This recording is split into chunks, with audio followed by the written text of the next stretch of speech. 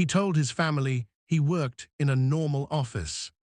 But every day he breaks his body in silence so they never have to feel his struggle. What he carries, no bag can hold. Watch until the end. This story will break your heart and lift it at the same time. Every morning at 6 o'clock, Marco leaves home wearing the same confident smile. His daughter believes he works in a tall glass office somewhere in the city. His wife kisses him goodbye like she believes it too. But the truth is, there is no office. There never was. He walks 3 miles before sunrise, past closed shops and empty streets, carrying a backpack that looks important. Inside it, nothing, because what he carries every day cannot fit into a bag. Responsibility, fear, hope, and love. At home, his daughter waves from the balcony. Work hard, Papa. He waves back, hiding the cracks in his heart behind a proud smile. He told them it would be a normal day at the office. He lied. By 8 o'clock, Marco stands at a construction site surrounded by dust and noise. Steel crashes. Shovels strike dirt. Men shout over roaring machines. This is his real office. 12 hours under the sun. $14 an hour. No benefits. No guarantees. Just a man trading pieces of his strength so his family never has to feel weak. Every swing of the shovel burns his shoulders. Every lift reminds him he is getting older. But quitting, that has never been an option. Because somewhere across town, a little girl believes her father is important. And he refuses to disappoint her. Meanwhile, back home, something else is happening. His wife Elena kneels on the living room floor beside their daughter. Coins spill across the tiles. Pennies, nickels, whatever they could save. For 6 months, they have hidden it. Not for rent. Not for food. For him. Is it enough for Papa's surprise? The little girl asks. Elena smiles softly. It will be. Because sometimes love isn't loud. Sometimes love sounds like coins quietly dropping into a jar. Lunch break arrives. Marco sits alone on a concrete block. 15 minutes instead of 30. 15 extra minutes means extra pay. His meal is simple bread and water. He wipes sweat from his face and calls home. Office is good today, he says.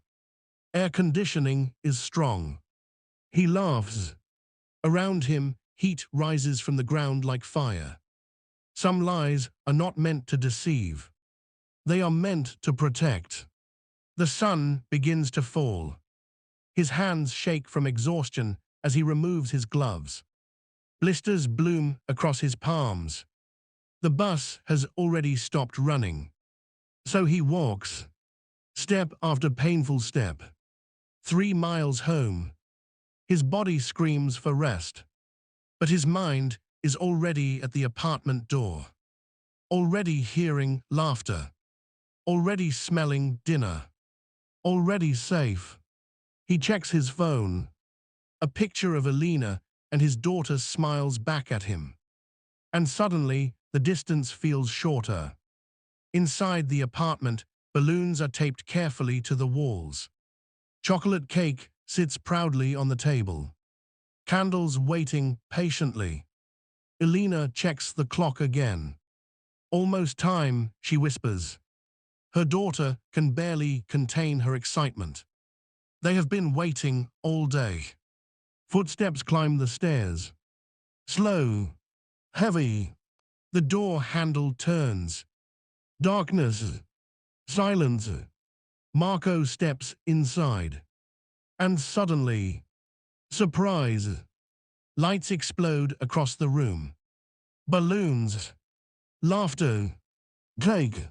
His daughter runs toward him. Happy birthday, Papa. He freezes. Because he forgot. Somewhere between survival and sacrifice, he forgot his own birthday. Tears fill his eyes before he can stop them. You work so hard for us, Elena says softly. Today we worked for you. The cake trembles slightly as his daughter holds it out. 6 months of saved coins. Secret shopping trips. Small sacrifices stacked quietly together. All just to say one thing. We see you. Make a wish, Papa, his daughter says. Marco closes his eyes. What do you wish for when everything you ever needed is already standing in front of you? He opens them again. I don't need one, he whispers. I already have you. They blow out the candles together. Laughter fills the room. For the first time all day, his shoulders relax. Then Elena reaches for an envelope. There's one more thing.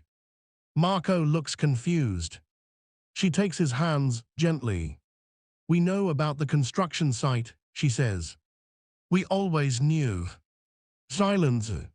His strength finally breaks. Not from pain, from relief. Because the strongest men do not cry when life is hard. They cry when they realize they no longer have to carry it alone. Tomorrow morning, Marco will still wake up at 6. He will still leave the apartment. But this time, he won't have to pretend anymore. Because sometimes the greatest gift in the world is simply being seen.